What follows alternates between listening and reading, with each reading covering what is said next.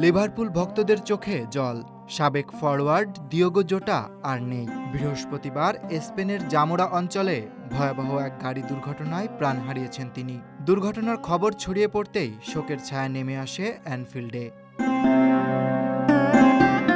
ক্লাবের স্টেডিয়ামের বাইরে এখন শোকের স্তম্ভ, ভক্তদের আনাগোনা। অ্যানফিল্ডের গেটে পতাকা অর্ধনমিত, লোহার বেড়ায় ঝুলানো rest in peace Jota, you will never walk alone banner. ভক্তরা রেখে যাচ্ছেন ফুল, স্কার্ফ আর প্রিয় খেলোয়াড়ের নাম লেখা জার্সি। একজন লিভারপুল সমর্থক বলেন,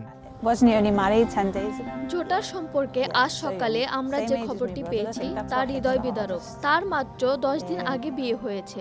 এত অল্প বয়সী, আমার ভাইয়ের মতোই বয়স। আমার মনে হয় এটাই সবচেয়ে বেশি আঘাত হানে, কারণ চোখের পলকে যে কোনো কিছু ঘটতে পারে। জোটার অবদান শুধু পরিসংখ্যানে সীমাবদ্ধ ছিল না, তিনি ছিলেন দলের প্রাণ।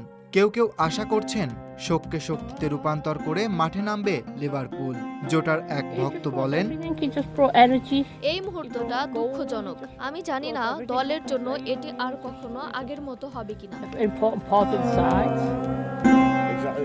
স্প্যানিশ কর্তৃপক্ষ জানিয়েছে, জোটার চালানো লাম্বরগিনি স্থানীয় সময় রাত 12:30 ওভারটেক করার সময় টায়ার বিস্ফোরণে নিয়ন্ত্রণ হারিয়ে রাস্তার পাশে ছিটকে পড়ে।